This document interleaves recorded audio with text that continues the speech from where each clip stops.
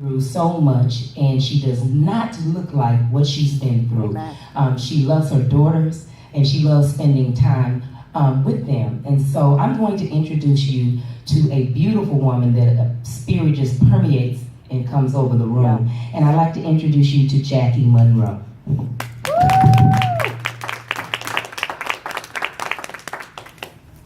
Good evening. Good evening. How are you guys? Great. How are you? Wonderful to be here today. We are in the house of God. Yes. So I first must give honor to God, Amen. who is the head of my life. So I would be remiss to start anything else before I do that.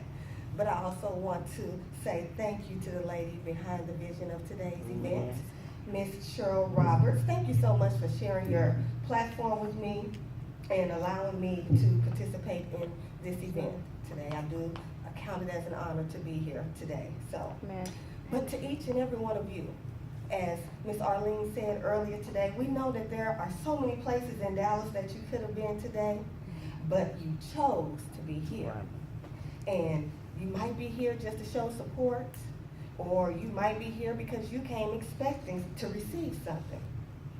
You might have come through that door broken, but you're here. Yeah. You might have come through that door broken from domestic abuse, but you're here. Yeah. You might have come through that door broken from sexual abuse or rape, but you're here. You might have even come through that door broken from addiction, but that didn't stop you from walking through that door today. Amen. You might have been broken from other unhealthy behavior, bad choices, low self-esteem, but still, that did not stop you from walking through that door today. And the fact that you're here today, that tells me that you have not given up. Yeah. And that you still have a little bit of fight in you. Mm-hmm. You being here today, that tells me that you have at least a mustard seed size worth of faith. That tells me that you believe that there still is a chance for you to win. Yeah. If you believe that, say yes indeed. Yes, indeed. You haven't dropped out of the race because you know that there's a chance that you can still win. All right. The fact that you are here today tells me that whatever has broken your spirit and whoever has broken your heart, they haven't been able to destroy you. Right. I'm here to tell you that what's broken can be fixed, but what's destroyed is lost forever. And I know something about brokenness. I don't stand before you today as somebody that has never been through anything. As she said, you know, I do have a testimony, and that testimony is in that book that I wrote. I was a victim of child sexual abuse that started when I was around the age of 8 years old. And I was a victim of domestic violence that started when I was about 18 years old. Guns to my head, being shot at because I was trying to leave the abusive relationship. But I stand proudly before you today as a survivor. Yeah. Last year, I released that book, Broken But Not Destroyed, Restoration is Possible, because that is my testimony. And the foundational scripture of that book is 2 Corinthians 4, verses 8 through 9. And you might be familiar with that scripture. It says, we are troubled on every side, yet not distressed. Yes. Perplexed, but not in despair. Persecuted, but not forsaken. And cast down, but not destroyed. That scripture has meant so much to me over the years. It has gotten me through some really, really tough times. And basically what it says is that no matter what you are going through, no matter how sharp the pain is, no matter how many lies they tell, regardless of who doesn't support you, even though they shut you out or shut you down, you don't have to allow any of that to destroy you. During my time of brokenness, I was a flaming, steaming hot mess. But you wouldn't know that from my outward appearance, so I can relate to what Miss Arlene said. I had it all together on the outside, but inside I was a big old mess. I was broken in so many places that I didn't even know that some of the brokenness even existed. Wow. I was so broken that I couldn't even pray Yeah. for myself. I had to ask my mom to pray for me. And after some time, I could tell it began to work because the prayers of the righteous Availeth avail much. much. Yeah. And so slowly I found myself being able to pray for myself. And I started crying out to God because I absolutely did not want to continue feeling the way I was feeling. I didn't want to continue to be victimized over and over again with the memories of the violations that I had suffered, with the smell of the magic shaving cream that brought back the memory of his smell. When I have a vision of the place and even think about things that were happening during that time, I found myself being victimized over and over again with each and every one of those thoughts.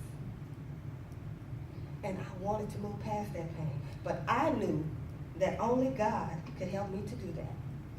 So I finally got to the place where I was able to tell him myself in my own prayer. And I knew he heard me because things slowly began to shift for me. But let me tell you this, there are some things that have to take place before any kind of shifting will happen. Yeah. Okay. Absolutely. And the first thing that had to take place for me is I had to give myself permission to heal. And you will too, if you haven't gotten to that place yet. Yeah. And once I did that, I was able to start releasing the feelings of anger, frustration, guilt, confusion, and bitterness.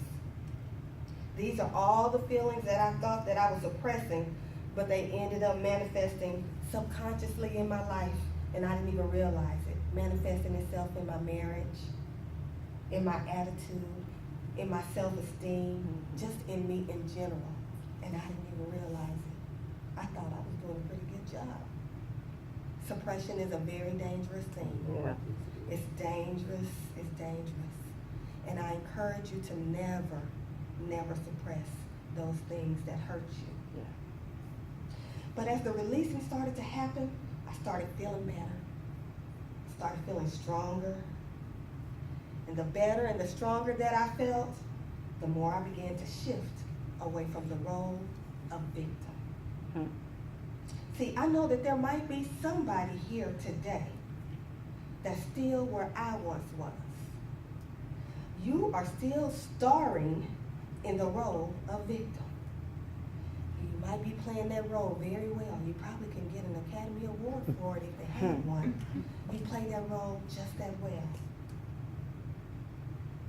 You just simply haven't made the conscious decision to give that role up. There is another role waiting for you, and it's the role of a survivor. But in order for you to get to that role, you have to do something. And it all is going to begin with the shifting of the mind. Yeah. You have to prepare yourself for a shift. And that means you need to get into formation. Formation is defined as an alignment, a positioning, configuration. And before you can do that, there are three things that you need to do. First, you need to acknowledge. Absolutely. You have to acknowledge what has broken you. And then second, you have to accept. You have to accept who has broken you. I understand that it might be your father. And I understand that it might be somebody that you really trusted. It could have been your brother. It could have been a close family friend. Maybe it was your mother or your significant other. But you have to accept it. They were the ones who hurt you. Because I can tell you that no healing will take place and no shifting is going to take place until you do these things. Healing does not include denial. Absolutely. Denial is not a part of the healing process. Right. Denial will not allow you to fully release Right. all of those negative feelings. So you must accept after you acknowledge. And then finally, you need to act. You need to act on your faith and trust that it will get you past the victimization so that you can take your rightful place as a survivor.